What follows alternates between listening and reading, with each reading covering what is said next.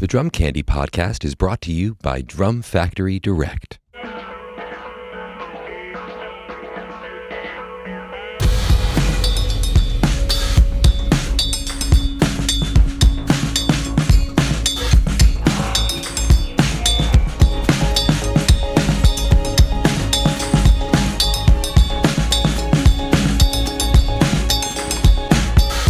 All right, everyone. Welcome into episode 2 of season 2 of the Drum Candy podcast. This is your host, Mike Dawson, coming to you from Drum Factory Direct in Pittsburgh, Pennsylvania. Thank you all for tuning in to the first episode of this new season, this new format.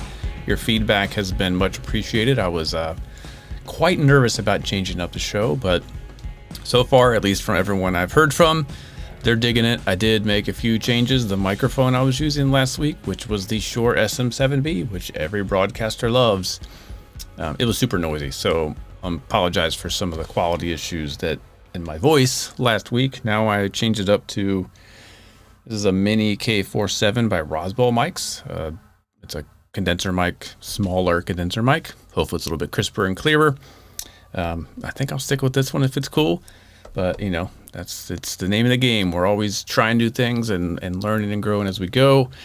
This week, our intro beat was supplied by Luke Farron. Luke is another member of the Drum Club project. So anyone interested in participating, we do it mostly through Instagram. If you just hashtag the Drum Club project, you'll see all the previous entries that we've done. What we do is once a month, actually we're due to do one here soon, is once a month we put out a backing track or a loop, and then you can download it and play to it or remix it or add elements to it, whatever you want to do. Post that up to Instagram, and then we all get together, you know, afterwards and just check out everyone's work and just have a good time hanging out. So that was Luke Farron. He's been involved from the very beginning. So let's let Luke explain a little bit about his beat. Hey all, Luke Farron here in the northwest suburbs of Chicago. This beat submission was used for the Drum Factory Direct and Big Fat Snare Drum, the Drum Club project. The track is called Some Kind of Solitude by TJ Hartman. I chopped up TJ's track, looped it, hit record, and improvised until something came out that felt decent. For gear, I played on a DW Collector's Maple kit, 18x22 kick, 8x10 and 9x12 rack toms, 12x14 floor tom with a Zildjian Zilbow placed on it, and a 14x16 floor tom with a big fat quesadilla. For snares, I used a Dunnet 6.5x14 aluminum 2N with a big fat quesadilla, as well as a 7x14 tie side snare with a big fat Snamboree and a big fat necktie placed on it. I recorded through some Shure microphones into a DAW and mixed it up with some plugins. It's been great participating in the Drum Club project. Thanks again to Mike and Ben for the creative outlet. Thanks, guys. All right. Thanks, Luke, for sending that in. If you want to get your beat added to the show, just send it over via email to drumcandypodcast@gmail.com. You can also shoot me a DM at the Drum Factory Direct Instagram or at my own Instagram, which is Mike Dawson Drums, with a link to download a video file. If you include a separate video of you explaining what's happening, then we'll get your face and voice on the show as well. Again, it's drumcandypodcast@gmail.com. All right, let's shift over into some news. All right, some things that happened. Well, last week, the warehouse pick of the week was the Evans Puresound Classic Snare Tune-Up Kit, and we were a little bit slow to get those back in stock. So if any of you rushed over to the site on Friday or over the weekend, you might have seen it was out of stock, but it's currently stocked up. We've got them back on the site. So if you like that combination of heads that I featured last week, which is an Evans Strata 1000 batter, the Orchestral 200 bottom, and Concert 16 snare wires, we're also throwing in a free pair of drumsticks. You can get that over at drumfactorydirect.com. We are stocked up. It's the perfect combination of heads and wires, in my opinion, to turn an old vintage drum, to make an old vintage drum sound like it should, which is dark and raspy and super cool. So check it out. That's the Evans Classic Snare Tune-Up Kit, available at drumfactorydirect.com. And last week I also talked about the brass hoops that we have back in stock. The model number, if you're looking for them, is HA07. These are not brass finished. They're not brass plated hoops. They're actually solid brass hoops that then get chromed, or we have some with nickel, which are really cool, and a few with black nickel plating. So it's it's not a brass looking hoop. And there are some raw brass as well, but It's different than the ones that look like brass. These are solid brass that are then chromed, and they are 2.5 millimeter thick, so a little bit thicker and heavier than your standard 2.3 triple flange. We have we have a 10-hole nickel over brass combo to get you the batter side and the snare side. We also have some 8-lug black nickel and several sizes of the chrome over brass. So those are the HA07. They're really, really fantastic. And like I said last week, once these are gone, they're gone. I don't know when we'll ever get more of them. So if you've been interested in them, snag them now. That's the HA07 brass hoops. What's up next? So a little bit of industry news that I saw this week. One of my favorite drummers, previous guest on the show, Joey Wonker, who's currently, I believe, touring with Roger Waters. He switched to Vader drumsticks. So be on the lookout for probably a signature stick in the works, but he's moved over there. So Joey's now a Vader artist. And if you get to go see him play with Roger Waters, definitely do. He's fantastic. His kit is ridiculous. There's so many toms and just cool stuff happening. So yeah, congrats to Joey for making the switch over to Vader. All right, there's a bunch of new music that I saw came out this week or very recently. First thing that popped up was JD Beck and Domi put out their album Not Tight.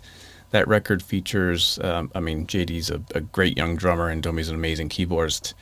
But the record features some collaborations with Herbie Hancock and Anderson .Paak and Thundercats. So it's a really cool, interesting listen. So go check that out. That's Not Tight by JD Beck and Domi. Next up, another great drummer, Allison Miller. She released a duo record with pianist Carmen Staff that is called Nearness. Allison is a fantastic modern jazz, I would say a modern drummer. She's just really, really fantastic. So check that record out, Allison Miller and Carmen Staff. The record is called Nearness. I'm not sure if it's mostly improvised or composed or combinations of both, but it's really a really cool dialogue between drums and piano on that one. And similarly, the great modern jazz drummer, composer, new classical composer, just an amazingly talented musician, Tyshawn Sorey, has a trio record out called Mesmerism. So if you're a fan of piano trio music, I would say coming from the Bill Evans, Keith Jarrett world, taking it to the next step, definitely check out that record. Tyshawn Sorey, the record is called Mesmerisms. It's a beautiful, beautiful record. We'll try to get Tyshawn on the show here soon too. And then the last new bit I saw was the great funk rock hip hop drummer Daru Jones is on a track called Wasteland. It's a new project called New Originals. Features Daru, Adrian Belew, the great guitarist Jerry Harrison of Talking Heads, Donka, and it was created by Dave Brandwine of Turkhouse, who I'm not familiar with, but the track is called Wasteland. I found it on Apple Music. I'm sure it's Spotify and everywhere else. It's really cool to see Daru, just lay it down. It's a super funky, great drummer. So check that one out. That's Daru Jones on the track Wasteland by New Originals. All right, that's it for news for this episode. Let's shift over into our main topic.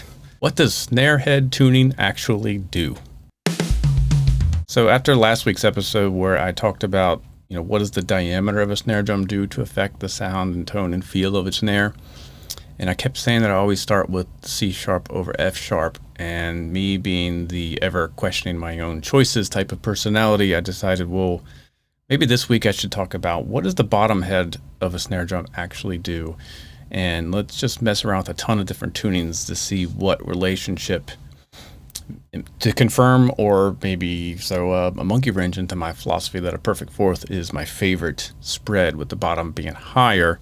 So what I'm doing this week is I have one drum. It's a pretty unique drum. If you haven't seen this, it's called a dial tune. I've got it right here, so give me 1 second. So this bad boy, super cool. It has two big old knobs and a bunch of pulleys. So you can tune the batter head just by cranking it all at once, or the bottom head by cranking the other knob all at once. So you can quickly go from all the way loose to as high as it possibly can go in a matter of seconds. So we're using this drum, dial tune. This is a 6.5x14 maple drum with a dark stained finish. It's a maple shell. And so what I'm doing is I'm getting the batter head kind of where I think I'd like it, and then going through all the possible bottom side tensions to really just explore what does the bottom head really do? Does it contribute to the tone and the resonance and all that stuff? in any way, or is it strictly just to allow the snares to vibrate? So the first is going to be a 2-part segment because it went a little bit long. In the first part here, I'm trying to negate the batter head as much as possible. So the first thing I do, hang on, I've got another product here. So the first thing I did was I put on this Evans DB1 practice head, which is a mesh head with, you can see it's got some foam around the inside and a dot. So it's not a silent head, but there's no tone to speak of. So I wanted to get the batter head out of the equation. So I'm just hitting this DB1 tuned to like a normal response. And then all we're hearing is what is the bottom side and the shell doing. So we go through that, all the different up and down of the bottom head, trying to settle on like, where does it feel like the drum is giving me something interesting, or a full sound, or a nice response, or a certain crispness? When do the wires actually become activated? That's the stuff I'm listening for. It translates, I think, to the microphone, but it's not the most exciting thing to listen to of me just smacking the drum over and over and again and detuning the bottom head. But I feel like that was the best way to do it, rather than playing a bunch of beats with different tunings. It's just the whole range quickly up and down. So I do that with this. You'll see here in a bit. And then I put a normal batter head on and tuned it up pretty tight. And then I went with semi-muted with the big fat snare drum mute here, and do the same thing. So now I'm trying to figure out, does the batter head play any role into what I think the bottom head tension should be if it's fully muted, but it's with a regular drum head. So you're getting some tone, but it's dampened. There's not the overtones of an open head. And then next week, we'll drop in the segment where I just use the wide open coated ambassador batter head. So, let's get to it. Let's check it out. Here is, what does the snare head bottom head tuning actually do? The first thing I wanted to do to see what does the bottom head of a snare drum tuning actually do to the sound was to try to eliminate the batter head from the equation as best as I could. So what I've got on this drum is an Evans DB1, which is their new low volume practice mesh head. It's a mesh head with some foam strategically placed around the center and a dot. So you get this kind of sound. So there's not much coming from the batter head, just a little bit of tone and a little bit of stick sound. I have it tuned up pretty tight, normal kind of medium-high snare drum tension.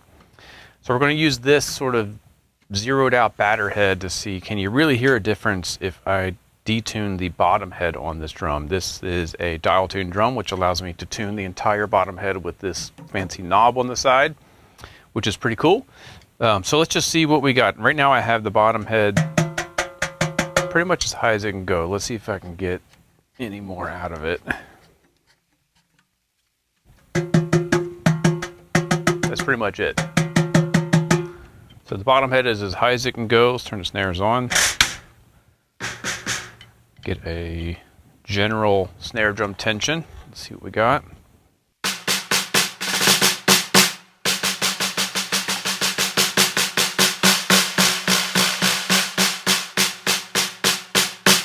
All right, this sounds like a decent starting point. So I'm going to just play single notes and gradually detune the bottom head until I get all the way down to where it's completely loose.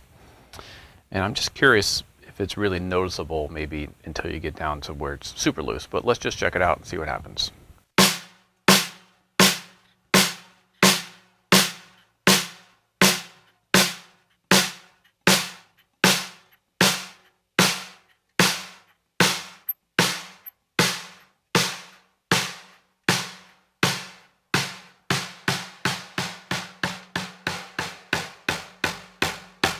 All right, now we're down to completely detuned. Here's the bottom head. It's in papery mode. So again, now I'm going to go all the way back up real quickly and then all the way back down, and then we'll kind of assess what's happening. So we're going to start super low. With each note, I'm going to just add a little bit more tension.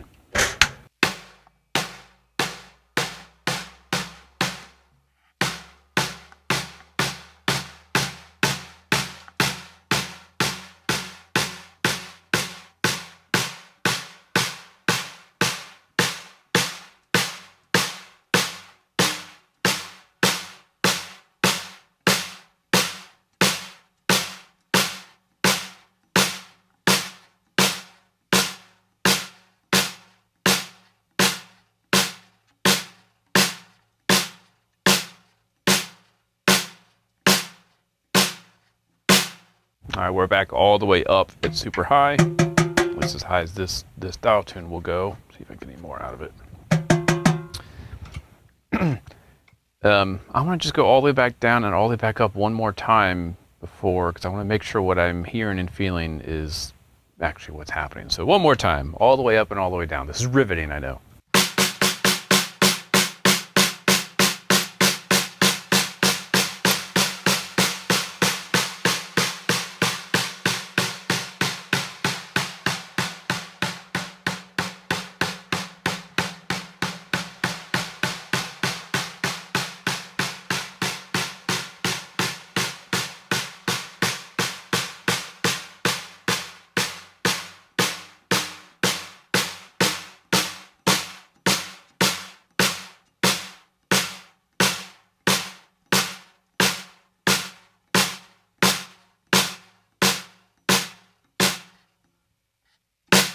Okay, what am I noticing, at least from my perspective? I don't know exactly what the mics are capturing. We'll listen more in detail in the mix, but I don't hear much of a difference until the bottom head gets super, not super loose, but loose enough to where now it's just dead.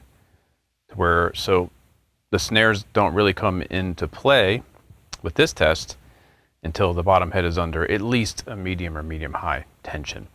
Below that, they're just dead. There's no response. The higher I got, the tighter the response got, the kind of crisper and fuller, surprisingly. I don't hear any pitch change, which I thought was a bit surprising. All right, what we're going to do now is I'm going to swap out this DB1 for the stock single ply coated head that came with it. And we're going to see if now having both heads resonate, if any of these factors, if the bottom head tuning comes more into play with the overall sound of the drum versus just the snare response. Because with this test, the bottom head is only affecting snare response. So let's swap it out. All right, I've got the single ply coated original batter head that came with the dial tune drum, which happens to be a Remo coated ambassador, back on. I tensioned it up pretty much as high as it can go just to get it seated. Before we do the wide open batter head to see how that reacts with the bottom head tuning, I want to try going in the middle, happy middle, and throw on one of these big fat snare drum mutes and see, because this will partially deaden the batter head, so it won't be as completely dead as the Evans, which has no real perceivable pitch or tone, to now a fully muted batter head, currently tuned tight. So let's see what, if I leave the batter head tight with the big fat snare drum and then mess with the bottom head tuning, let's see what happens. So again, it's currently cranked on the bottom, and I'm going to just take it down one step at a time. Check it out.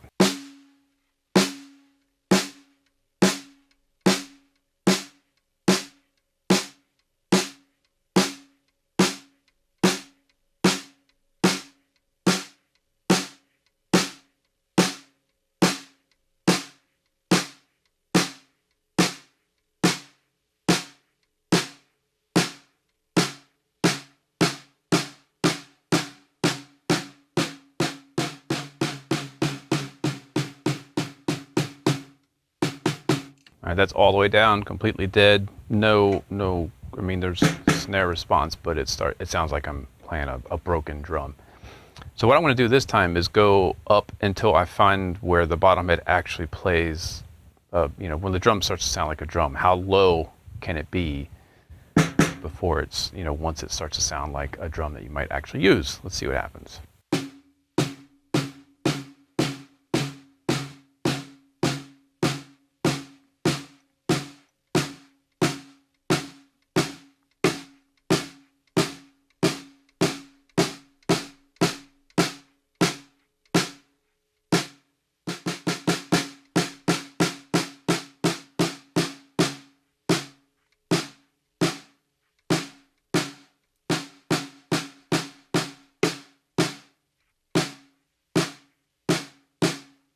I'm going to say it's really hard to tell when it goes from being completely loose to just enough tension. I had to take it up pretty significant to really notice the difference from where I'm at. Again, the microphone's probably picking up something different, but this feels like a low bottom head tuning that could work. I'm not sure what the pitch is. Let's check it.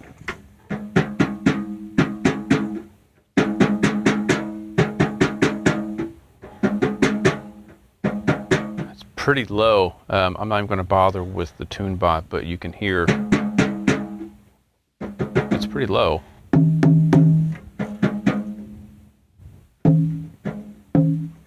Top head is higher than the bottom.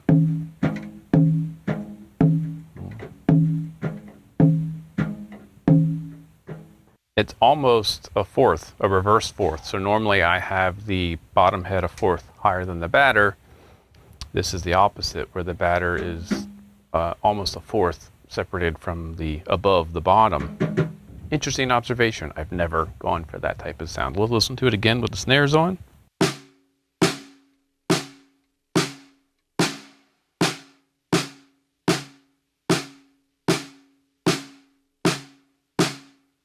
I don't know, I think I could use that. It's a complex sound. It's not as crisp and snappy and present. I don't know if it is responsive at low volume.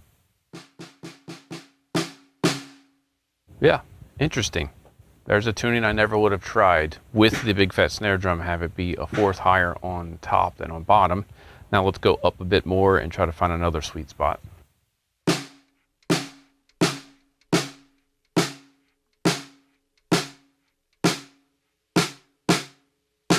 All right, right there, wherever I landed, it sounds like now the heads are, it's a tighter overall sound, punchier sound. Let's see.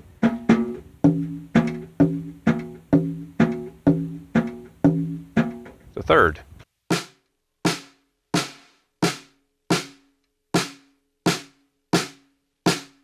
So, still, the biter head is still higher than the bottom, but it's a third now, and it still works. So having a lower bottom head than the top could be an option for you. Let's try a little bit higher.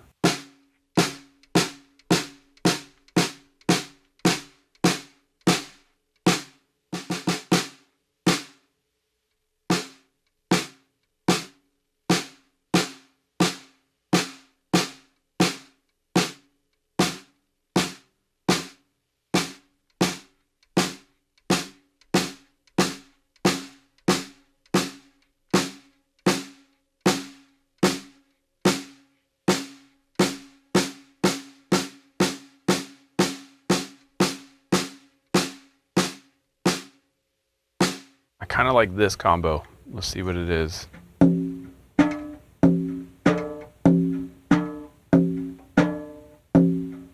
So now the bottom head is a major second, I believe, above the top head. So now it's starting to feel like the familiar kind of response and punch coming back at me. Interesting. Let's take the batter head down a bit. No, you know what? Let's go straight to the wide open sound, because now I'm having a whole bunch of different options here that pop up. I think having a muted head with a lower bottom head gives me a little like complexity, something like almost like looser wires without having to loosen the wires. Pretty cool. I hope that wasn't too nerdy for you. Next week we will explore the open sound of the drum with the bottom head tuning, and then it's maybe a little bit more interesting of a sound, but hopefully you learned something. I know I discovered that maybe what I think I like all the time isn't always what I like, and I've got some other options to explore if a drum isn't giving me what I want, if it's giving me too much response or not enough response. I can explore with closing up that gap between the top and bottom, or reversing it, or widening it. So anyway, hopefully that was enough nerdy talk. Now let's shift over to our featured interview segment. This is the second part of my interview with Belief. Belief is an electronic dance music project between Stella Mosgawa of the great indie rock band Warpaint and Brian Holland, who I kept calling Colin last week. Sorry about that, Brian. Brian Holland, aka Boom Bip, fantastic songwriter and electronic music producer. Their duo project Belief has a new record out. It's self-titled, so check that out for sure. And then we're just this is the second half of my interview with them, so enjoy. Here's Belief. Yeah, and we don't really have we keep talking about creating a record of the improv sets in a way, like almost doing kind of weirdly like a live album, but in a studio, not at a venue, and being able to multi-track it and then tweak it from then, but but yeah, like exploring more and more of that improvised nature of how the project kind of started. Does it feel weird for you to not be behind a drum set on stage? No, it's so nice. Right. I like most of when I am performing on stage, I've been playing a little bit of keyboards as well, with other bands and either that or playing drums, and I'm just constantly sitting down. And it's not good for like my vascular system. It's not good for my bum. Just on a purely physiological level, it's like quite boring. So I like the idea of standing up without standing up and being like, this is my solo project. I don't have to be a star or don't have to like fully perform in a way, but it still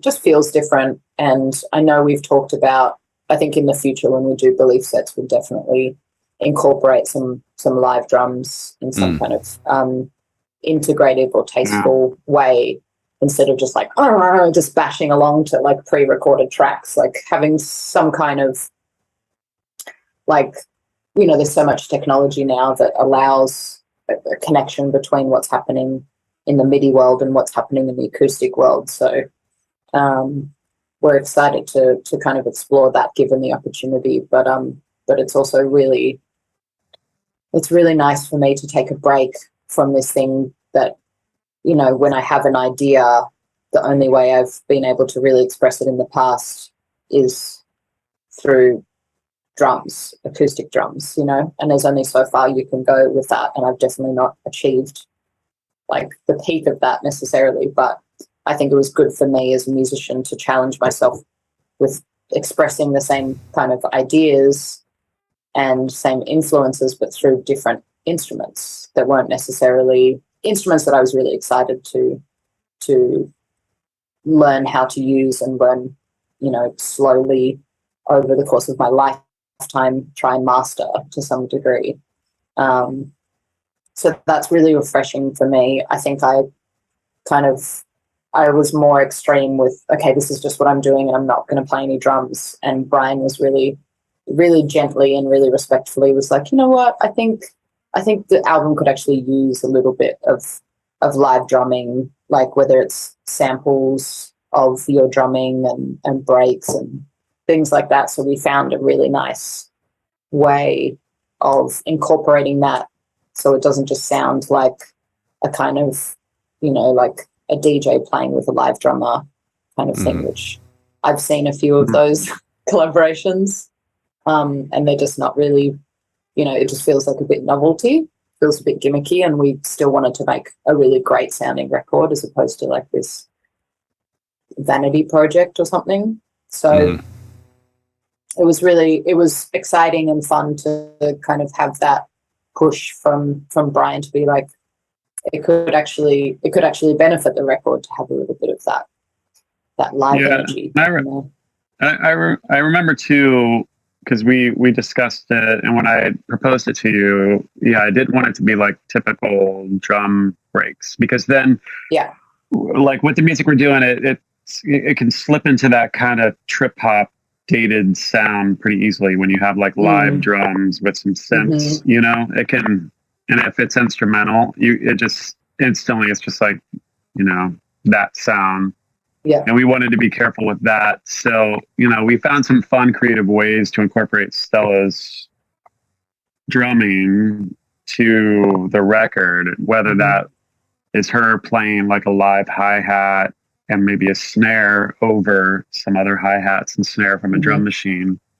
And it gives it kind of that extra layer and that kind of human feel that works really nicely, because you can tell it's not just a drum machine, but it also isn't just like a drum kit mic'd up. It had like a nice fun vibe. I don't know if I guess we did record breaks out at Rancho de la Luna and chop those up, but I was thinking like with kick drums, we didn't really use a live kick that much, because that it's pretty important to have that tone at least really solid and really controlled. On a grid, really controlled, and then percussion, cymbals, mid-range stuff, we get pretty loose with it and let Stella kind of do her thing there. But we wanted it to get that electronic feel. We kind of mostly used drum machine kicks. And let's go, if you don't mind, going into the writing process, because this fascinates me, especially with this genre. When you could basically start anywhere, how do you guys start? What is the first note that gets played or dropped in? I think it just depends on the song. I personally, I'm pretty sure Brian would agree, I don't have a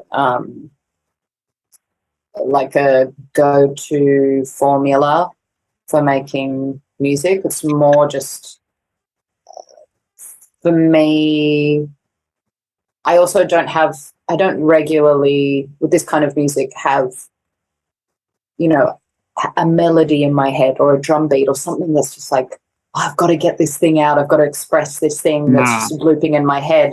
For me, it's more about kind of harnessing experimental moments in the studio when you've just bought a new piece of gear, or you've pulled something out of keyboard and you're just putting it through. Oh, put it through this weird delay pedal or this harmonizer, and then you kind of get an idea. So the general, like, three things that usually inspire me are like a drum break or a drum sound or a programmed drum, some kind of arpeggiated chord movement, whether it's like a programmed thing or sampled thing or something that I'm playing live, and then build drums underneath that and other textures underneath that. And then the third one would be, I often get very inspired by like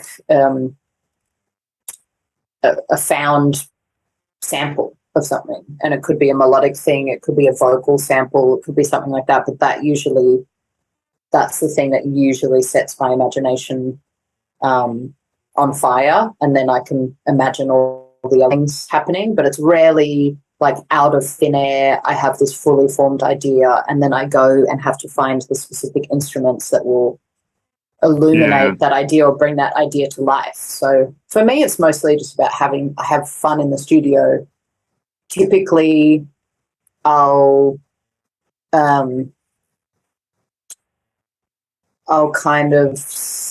be playing with something or experimenting with something and maybe learning how to use a drum machine or a synth or a sampler or something like that.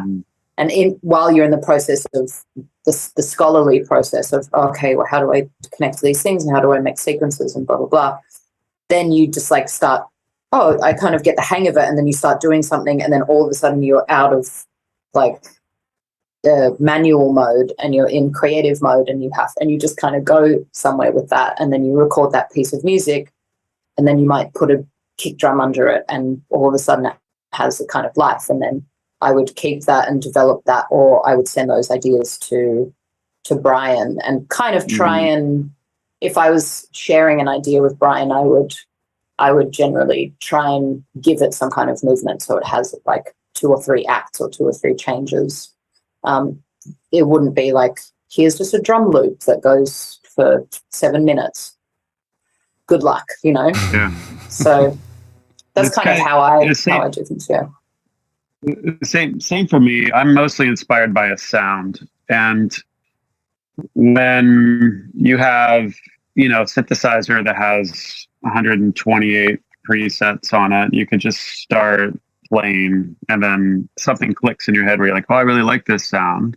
You come up with like a little something. It's just like a sketch. You loop it, throw a kick under it. That's the typical process, I think. So it starts with just being inspired by a sound, but that could be drums too. And then it's like inspired by sound, and then build upon it, and then kind of build it up, and then subtract stuff and replace stuff if you need to.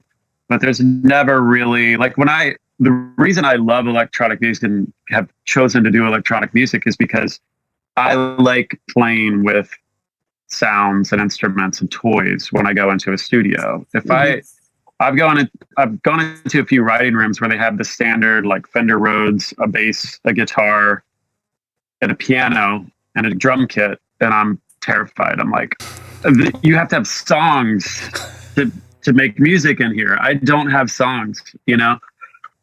What I have is just creative input, you know. So for me, if I see like some synths or a lot of guitar pedals, I'm like, oh, okay, I can work in here, you know. But if it's just like a Rhodes, I'm like that can't work. I can't do this. Yeah, like I'm not. See, I'm not your guy. So that, you know, so that's fun, just to play. And you know, synths have so many deep layers that they never get boring, you know. And even like tapping into like the modular stuff, it's just like, holy shit, like this is a lifelong exploration here that I've can just dive into. So the arrangements on the record feel relatively sparse. So did you have to go through a lot of like building things up and removing, and then how many of the original ideas actually made the final arrangement? Because it didn't feel like there's a whole lot of elements going on in each tune.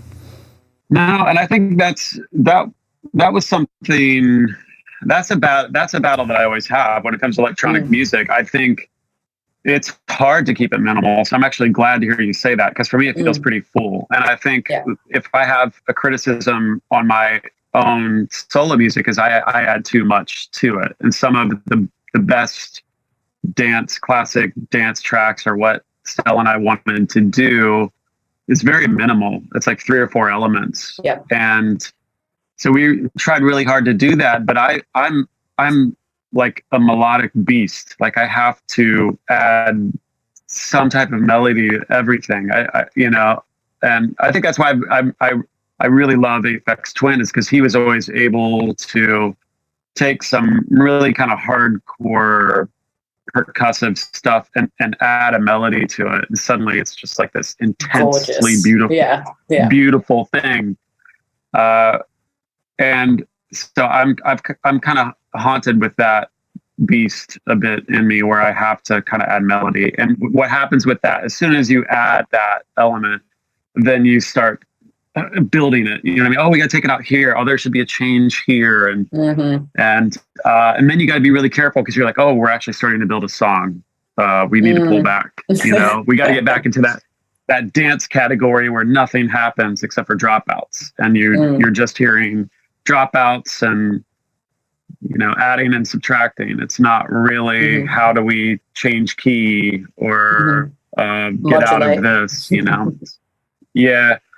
So, you know, that's I think that was the hardest thing about making the record for me, was how far do we take it? Like, we really want to keep it minimal to the stuff that we really love, but yet these songs are kind of coming out of us, and this is just kind of a natural melody that we're both hearing. So there's songs like Young, I think, on the record that we made it very melodic and really beautiful. And I think out of any of the songs, I feel like that song sounds like Stella and I the most. That's kind of that's what we sound like. I think if we could make a whole record that sounded like that, we probably would. But we also want to make just like banging techie stuff too, where it doesn't have any of that melody. So that balance was, you know, it's tough to find that. Yeah, I think I agree with everything that Brian said about being really aware of not adding too much information, or not necessarily being too clever with things. You know, you can have moments where you kind of flex an idea, a musical idea or a rhythmic idea that keeps the like sustains interest over the course of a song or a record. But a lot of the music that I listen to and I most enjoy are just these like two very, you know, 2 elements with hard intention, really 2 or 3 elements with hard intention. And that to me feels, you can always feel when something has like the sound of that thing is just so vital. It really doesn't need a lot more, you know, and the more that you add to it, and the more that you harmonize with it, and the more that you tweak it, and the more that you drop it out and bring it back in, it takes the power away from the song. And I think you could say the same about playing an instrument. Like with drumming, when I was younger, it was just too much. It was so many ideas and just so much, you know, for lack of a better word, there was a lot of vanity involved when you are learning, you're getting your chops up and you just want to, you know, you have a lot to prove. And I think that also happens when you're making music. It still happens to me when I make music. I don't even realize that my intentions are going there till I listen back to something like, well, there's so much going on. It's too much information. So I think, you know, it's that same kind of idea can be traded to electronic music and composition. I guess that's ultimately what it is, you know, that same thing of like sometimes you're playing drum. I listen back to some performances where I'm playing with Warpaint or playing with other people, and I'm like, I wish I didn't fill there, or I wish I didn't do that. Like I'm spoiling the pocket in that moment, and I know what I was thinking. I was thinking, well, this is kind of tricky, but then I listened back to it, and it's like, it doesn't sound good. It doesn't give me that same. What is actually satisfying is the idea and the commitment to the idea and the slight variations on that idea. That's like my whole musical philosophy these days, and every time I stray from that, I notice it and it bothers me. So at this moment, I might go back to, you know, making music that is more layered and complex and intellectual or cerebral. But at the moment, that's not the music that I enjoy really listening to. I mean, I don't listen to like, you know, brainless music necessarily. It's a different intention, I guess, is what I'm trying to say. And I think that's what satisfies me. That's what nourishes me musically. And so that's what I hope to kind of express as a musician or as a composer or in whatever way, you know, that just resonates with me. For me, it's repetition. You know, that repetition is what I've always been attracted to it. So at 5 minutes of the same thing kind of happening with just variations of that, like, you know, that's why I love krautrock and techno and, you know, house music, all that stuff. I've just really, or even Sonic Youth, stuff, you know, bands like that just really focus on repetition. That's where I find my peace, you know, and I can really get engaged. If there's too much happening, too many changes, and similar to your Warpaint thing where you're like, oh, I shouldn't do that fill. For me, I can listen back to some of my catalog and I'm like, oh, I just put 3 songs in one song. That's really cool. Like that, great idea there, Brian, to have a full change, you know. Like, I've got all these ideas. I just got to get them out in 4 minutes, you know. I hope you like it. And people are just like, huh? What? How do you know when a song is finished? Oh, man. That's the question, isn't it? That's like... How long is a piece of string? Yeah. Is there a God? Is there a God? Is the song finished? I think, honestly, like, I think that's what's really good about having another person to collaborate with, is that sometimes, you know, if I was by myself, I would maybe question the end point of a song or of a piece of music. So it's nice to have this other person that hopefully you agree to the moment when the song is finished and when it's satisfying to both of us. Also, we can influence each other and say, well, hey, you know, we text each other, hey, do you actually think this breakdown in this song, could that actually change in this way? And it's like, no, don't touch it. Don't touch it. It's my favorite part, you know, and then you're like, okay, good. But without that input. I love that, yeah. Without that input, honestly, if these were 2 solo records, they probably would have taken 3 times as long to make. I don't know. But I can't speak for Brian, but I know that I would take a lot longer if I didn't have somebody to validate the idea or validate the end point of something. So I think it's really influenced by the collaboration for me personally. I think I've become pretty sensitive to that, of knowing when to stop. And for me, it's if you're exhausted by it, if you're waiting for something to happen and you're making a few attempts at it, then you should maybe think about leaving at that point. Like it's time to maybe stop.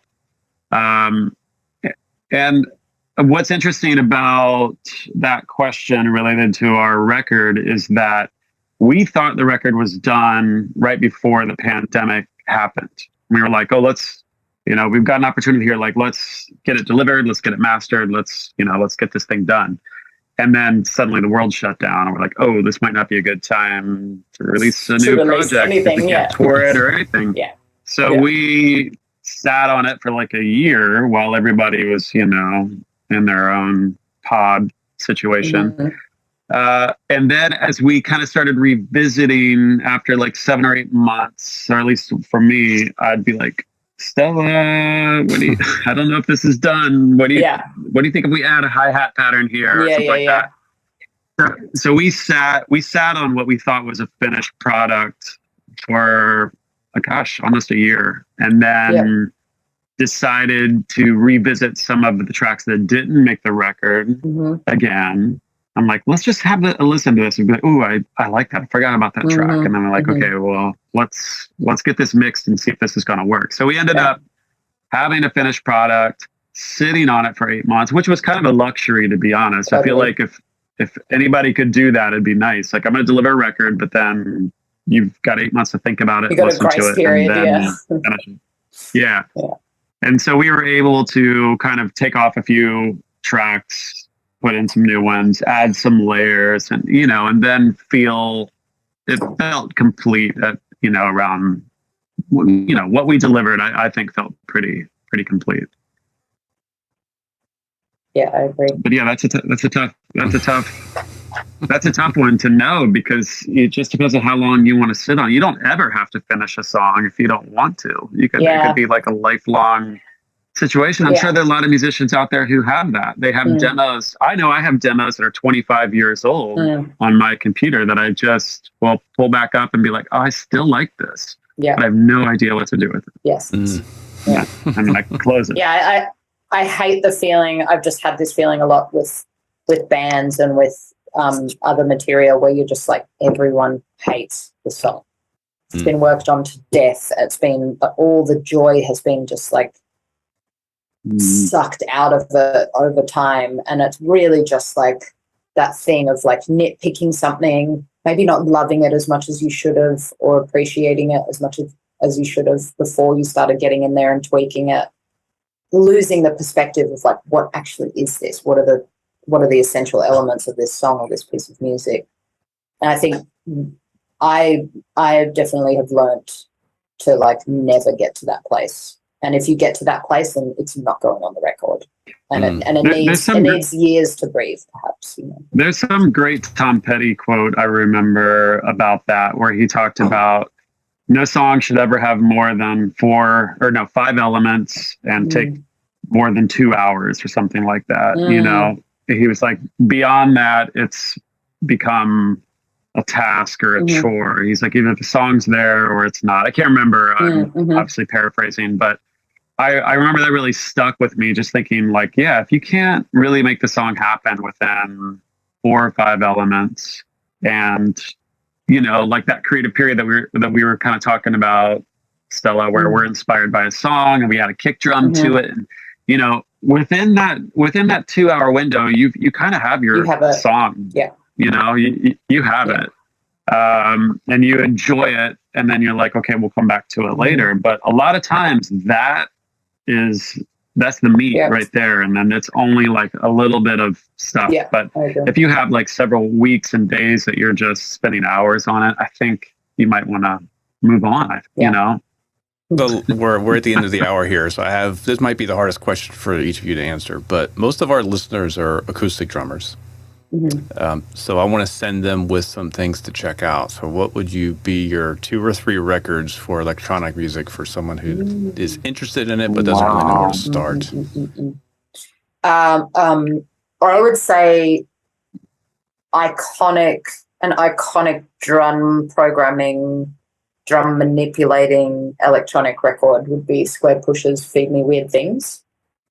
That would be top of my list for for, a drummer, it's a gateway drug for an acoustic drummer that maybe listens to a lot of, King Crimson, a lot of fusion jazz, things like that. Square Pusher is very influenced by that world, and I think there's like a really, really easy, comfortable bridge between those two worlds, and you'll hear a lot of those ideas refreshed and reimagined on Square Pusher's records, but especially that one. I would start with that. And I would say my first one that comes to mind that still blows my mind is, and I mean, it's very stereotypical, but it's Aphex Twin, the Drooks record, Druqs, I think. Mm-hmm. There are tracks on there like Melt Face 6 and like Voldhorsen. He has all these strange names for stuff. But if you listen to the drum programming on that record and on some of those tracks, I still, as 25 years into making electronic music, kind of have no idea how he's getting that sort of level of programming, because if you just went in and started doing all those MIDI notes and stuff, seems like it would take years to get it. It's so advanced. Advanced. So for any drummer, when you listen to that programming, it has a human, even though it's very robotic. I know that it still has like this kind of human element. I think that any drummer can really enjoy, because it's like listen to Bernard Purdy playing ghost notes or something. It's got that same so detailed, vibe where you're just hearing these like little things happening, and you're like, wow, that's really good. Yeah, I'm trying to think of a third one. I mean, for drummers, I mean, we are very reverent of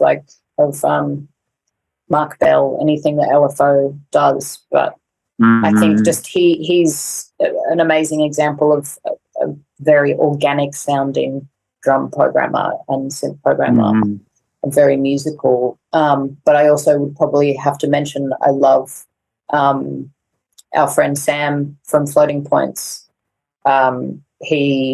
His record Crush, I would say, is like it's a feat of drum programming, and it's a more recent addition to the kind of electronic music world that I think is really impressive and really swung and really organic, and he's an incredible musician in his own right, so he's able to kind of translate that into electronic music tones, and I think there's a lot to absorb on that record. Beautiful. Thank you guys so much. So what's next? Any more live shows coming up?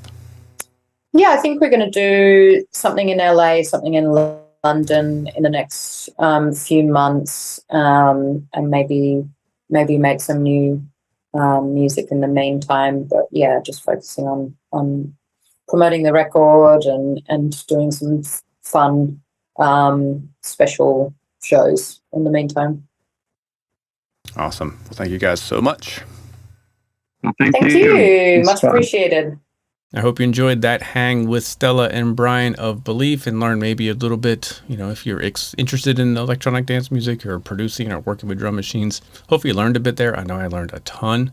I've got a ton of electronics over here in this closet that I've basically shelved for the past year. I'm going to be bringing them back out and see what I can get into. We are going to be posting that entire interview unedited, so both parts together, over on the Drum Factory Direct YouTube channel. So if you don't subscribe to that channel, please do so. There's a lot of interesting content we're posting over there constantly. Exclusive content, long form content, all the podcasts are archived over there. So yeah, go check out the Drum Factory Direct YouTube channel and be on the lookout for the complete interview with Stella and Brian over there. Now it is time for a second lesson with Tom Wendt. This is our Jazz Drumming Essentials series. This time Tom is talking about how to play the feet in a traditional jazz setting. Check it out.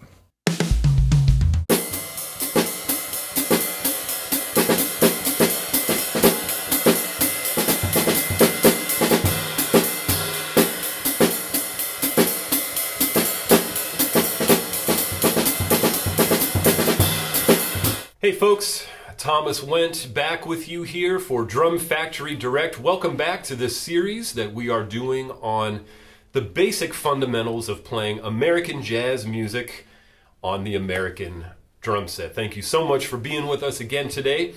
Now, if you watched the first lesson in this series, we basically dealt with becoming familiar with and assimilating the general swinging pulse of this music, just playing quarter notes along with some great recordings.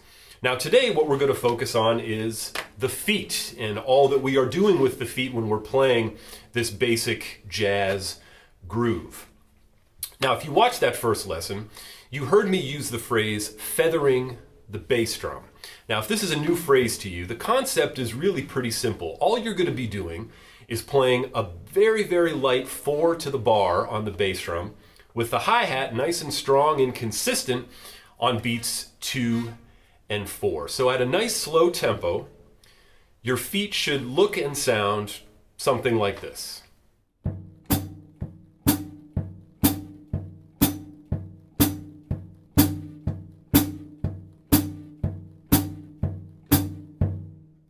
All right, I hope you could see and hear the dynamic separation between the 2 feet. The bass drum really needs to be very soft and the hi-hat is really fairly strong. Now, at this point, I should point out something that's really important.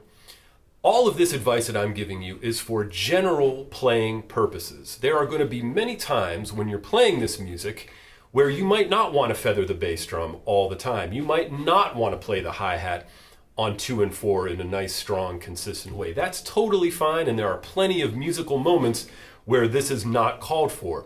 But for general playing purposes, we all need to be able to feather the bass drum and play the hi-hat consistently on 2 and 4 at a lot of different tempos, and most importantly, we need to be able to control this.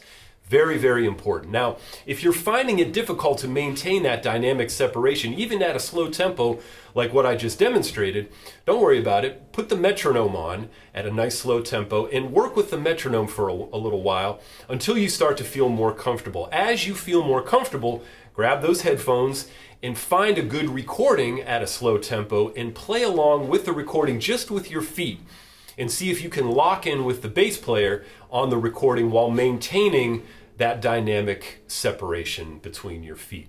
So if we kick the tempo up just a little bit more to a more medium tempo, your feet should sound and look something like this.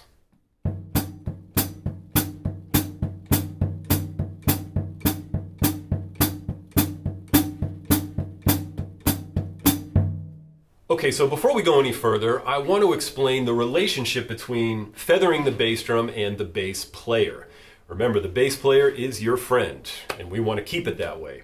So when we're feathering the bass drum, really the function of that is to support the bass player's notes. So the visual that I always think of in my mind, if my fist is the bass player's note, the bass drum is sort of the plate that the bass player's note is sitting on. We're just supporting what he or she is playing. And the other thing about feathering the bass drum is it's really the bottom of our sound.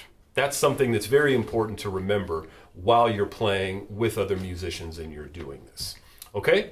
Now, if we bring the tempo up even a little bit further to a medium to medium up tempo, your feet should look and sound something like this.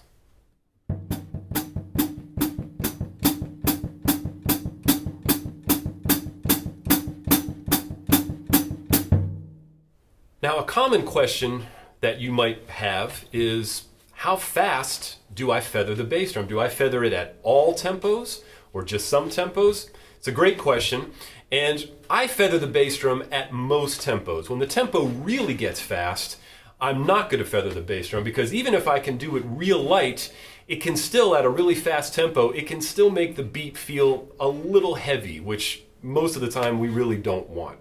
Now, this is about how fast I will feather the bass drum personally, like this.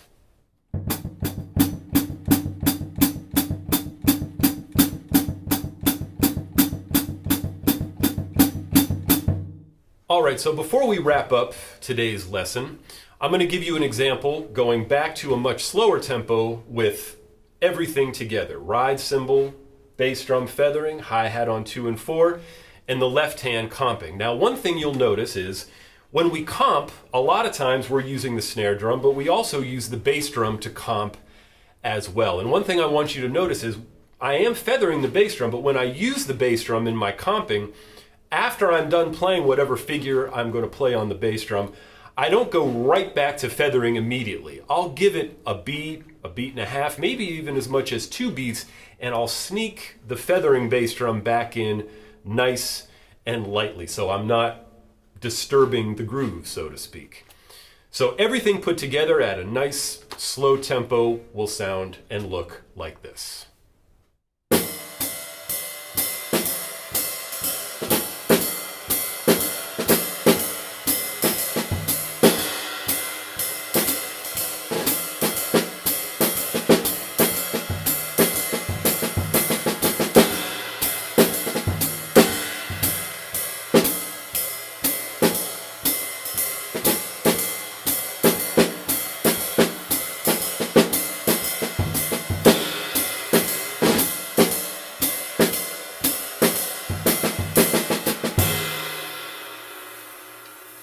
All right, well, that's going to do it for today's lesson. I hope this has given you some more insight into what goes into playing some of the basic elements of this music. Now, next time, we are going to be focusing on the ever-important ride cymbal beat. But until then, take your time with this stuff. Get more and more comfortable with it. Keep playing along with those classic recordings. I look forward to seeing you guys next time.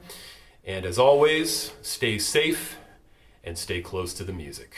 All right, again, we've posted that lesson separately already over on the Drum Factory Direct YouTube channel, so go check it out there if you want to reference it back again without having to skip through this whole episode.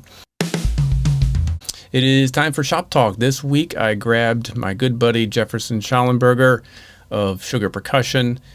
I attended his snare drum workshop a couple years ago where I got to build a snare and hang out with him and Noah at the factory in Santa Cruz, and they had a great way of explaining the science behind snare beds, which was completely opposite of what I thought a snare bed did, but the point of it was.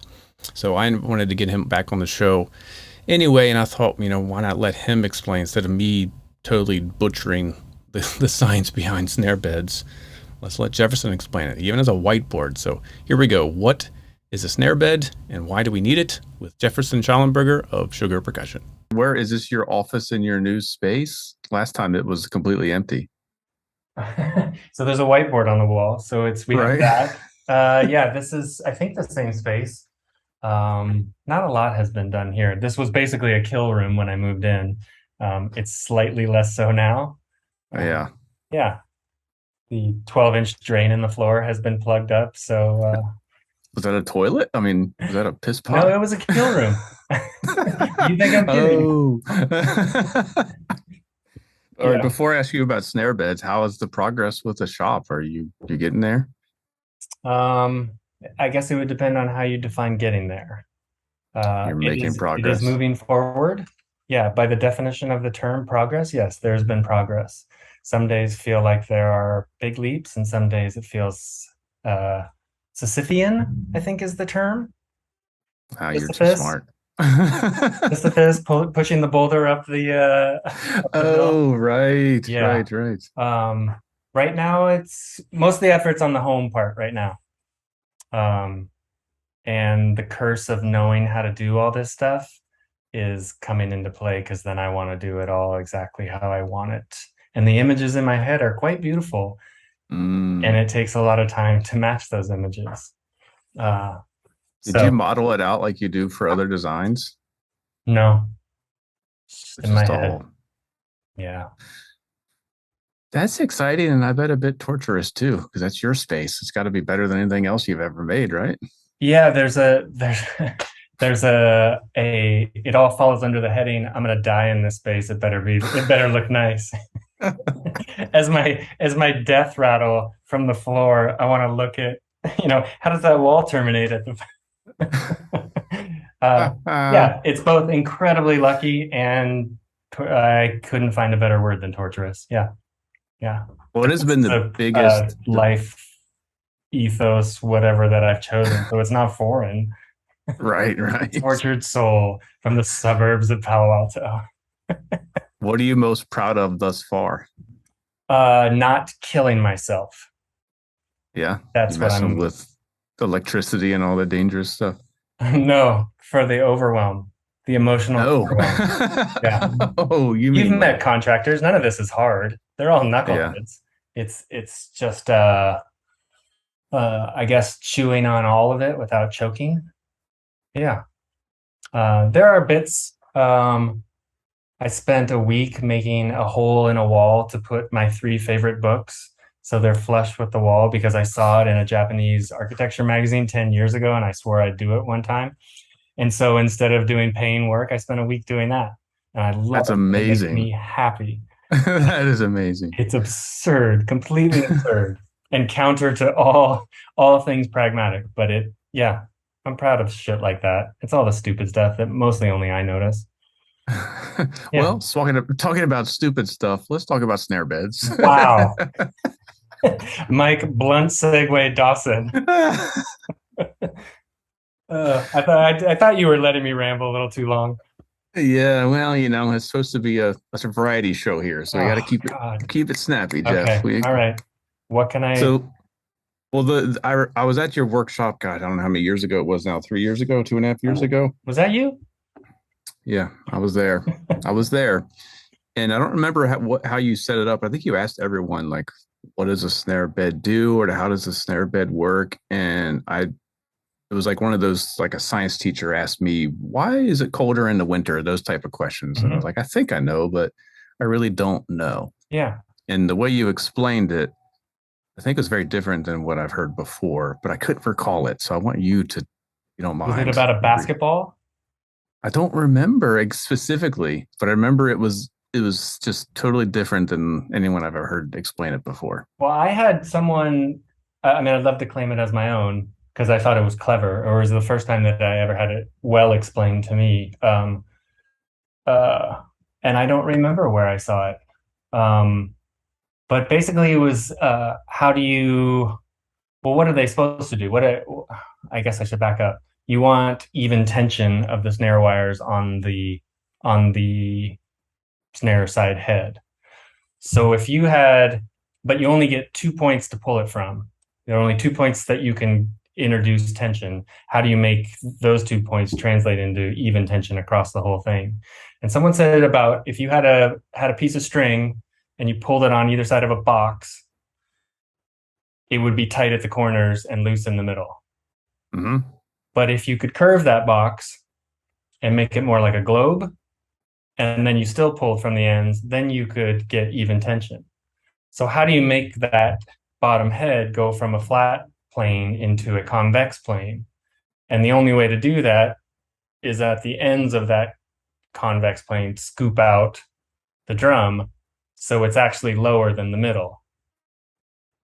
Does that make sense? Is it the look on your face says this is not how I remember it? But it's rounded this way down versus it's not a globe. It's Hey Mike, let's go to the whiteboard. I bought this 8-foot thing. I'm going to use it. Has anybody done this before yet on your podcast? It's a whiteboard first. It's exclusive here. Nice. Okay. Let's see if this is working. Here's your box and here's your string, and you can only pull down. Is that all in sight? Yep. You can only pull down right there, and it's going to be tight there, and it's going to be tight there, but it's going to be loose there. Yep. Okay. Well, if you take that box and you can make it like that, and then you have same string, and you pull down, now it's going to be evenly tense. Does that make sense? Mm-hmm. So,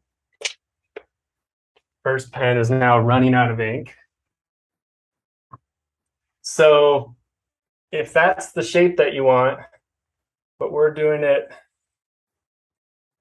on a drum, and we want it to go like that, the only way we can do that is to carve out here and here. So these points on this, which is otherwise, this is flat to here, all the way until you start carving out however wide your snare beds are. And I've seen them, from here to nothing.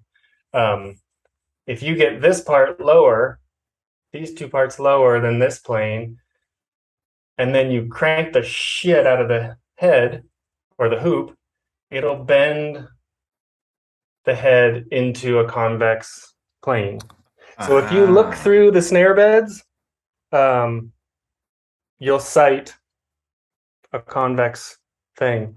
I just got a low battery warning. So that now I'm remembering, because I think my initial answer was the snare beds allow the head to sink, therefore the wires sink into the head, which was totally opposite. Well, it's the start of it. It does allow the the head to sink, but what you're doing is you're thinking about it just in that one spot. But if you go further, that if it sinks there when it's part of the aggregate of the whole head, it is the low spot, but it leaves the high spot in the middle, and then you've created a convex plane, and then you can pull. Yeah, you're making it like a basketball, like a huge basketball. And so the deeper you go, the more convex you can make it. But there's going to be a point of limited returns when you can't crank the hoop in there as much. And that's why, I've gotten calls from people who they receive their drum and they set it down on the bottom head and it kind of rocks. It's like, I think something's broken or warped or something. It's like, you don't know that that's actually supposed to be tacoed in there in order to create that bulge on the head. It's just that easy. That was the mind-blowing bit there. I was thinking opposite forever. I always thought it created less tension on the head, therefore the wires could push into the head more, but it's not that. Yep. Sweet. Did you have a lot of experimenting to find the right depths and all that, or did you kind of just discover it? I grabbed the most expensive snare I could find and copied that and started there, and then sort of made it wider, deeper, shallower, narrower. And it's all just sort of you start to get more of one thing and give up another thing. And it was, I guess we ended up close to that one. We went pretty far. Usually the way I'll do it is go so far that you're off in where it's clearly wrong, and then pull back until where it gets right again. I found most of them to be insufficient. Really? Most of the commercially dug snare beds to be insufficiently deep and insufficiently wide. That was the problem, is if you're trying to create, everything, you're introducing curves, but you don't want to introduce a curve too radically or too quickly, because then you get kinks and things. You want it to organically flow from this plane into this. So it needs to spread out.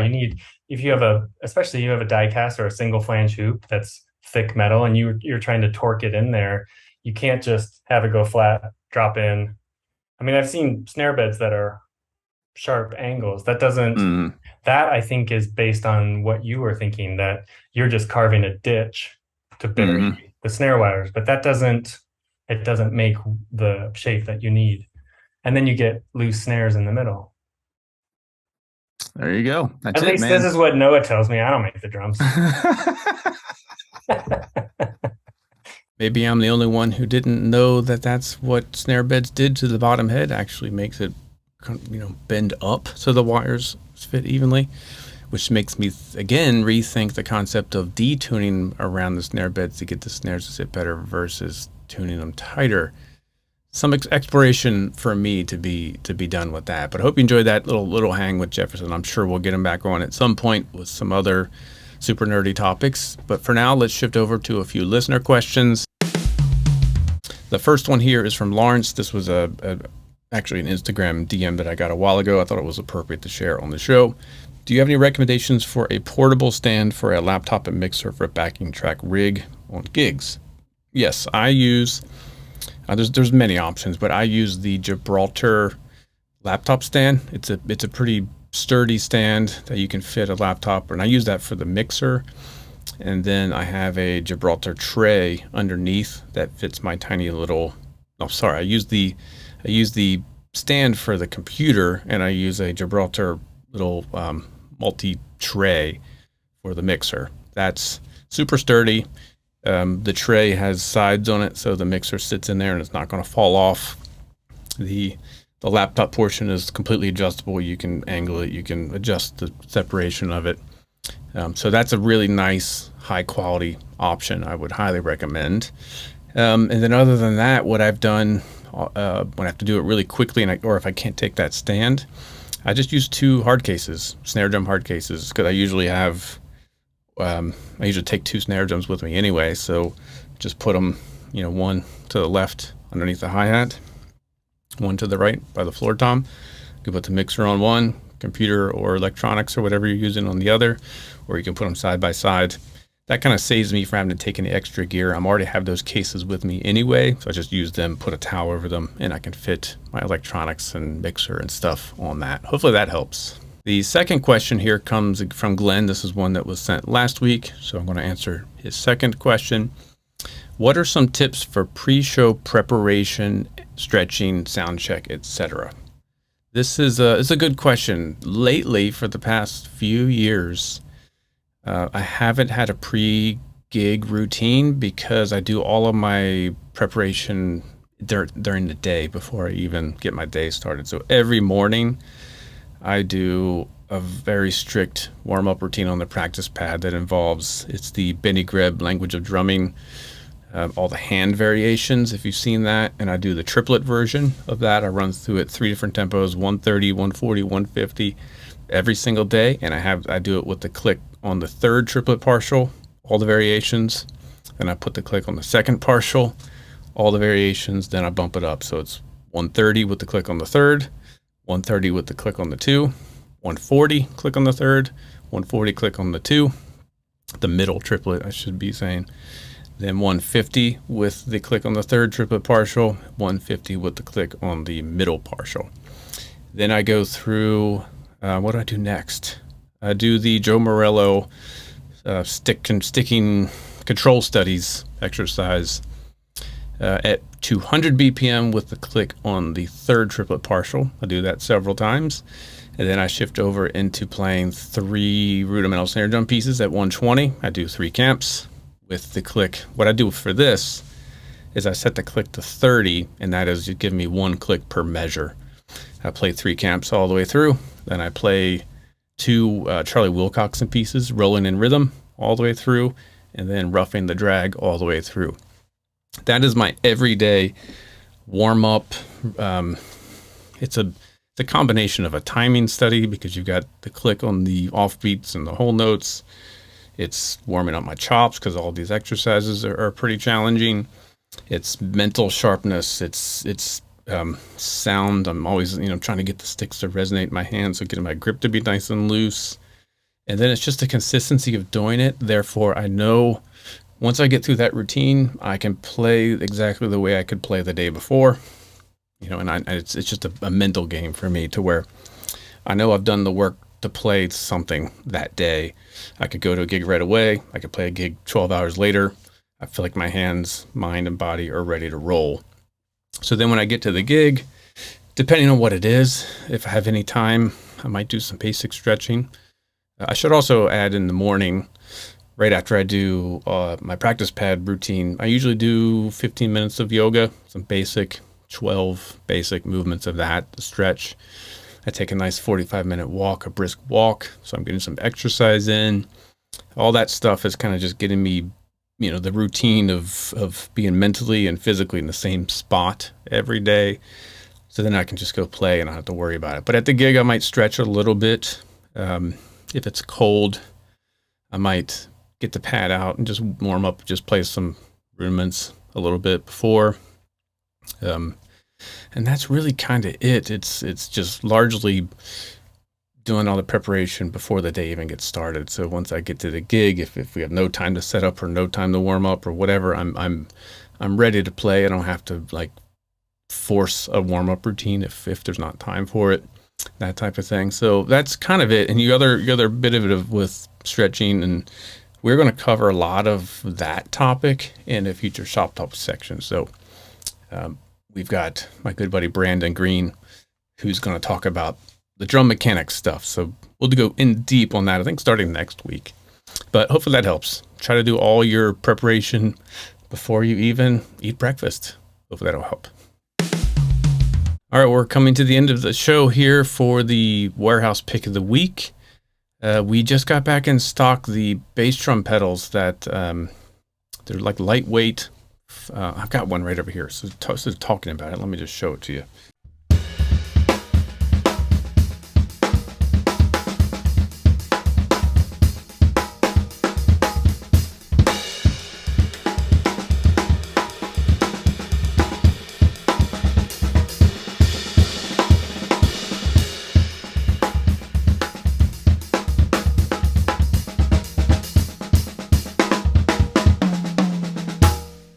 So we just got a fresh batch of these. These are lightweight. This beater is not the one that came with it. This is a head speed kick beater that I'm messing around with. But it comes with a standard felt beater, round felt beater.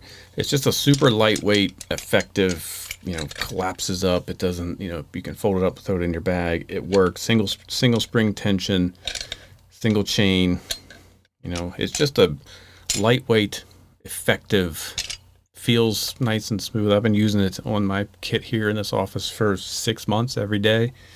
I did have to WD-40 the axle once. It was starting to squeak, but it's been solid ever since. No signs of wear whatsoever. So if you're looking for super light, affordable, compact bass drum pedal, go check it out. It's at drumfactorydirect.com. Just search for DFD lightweight bass drum pedal and you'll find it. So that's it, the DFD lightweight bass drum pedal. That's the warehouse pick of the week. And that is it for episode 2 of season 2 here of the Drum Candy Podcast. Once again, if you have any questions you want to submit, send them to drumcandypodcast@gmail.com or to the Drum Factory Direct Instagram page. Make sure you subscribe to our YouTube channel. Please share this show if you're enjoying it. Write us a review over on iTunes if you dig. 5-star review, all that stuff helps get the show ranking higher so more people can find it. I'm done talking for this week, so we're going to let Luke just play us out. See you next week.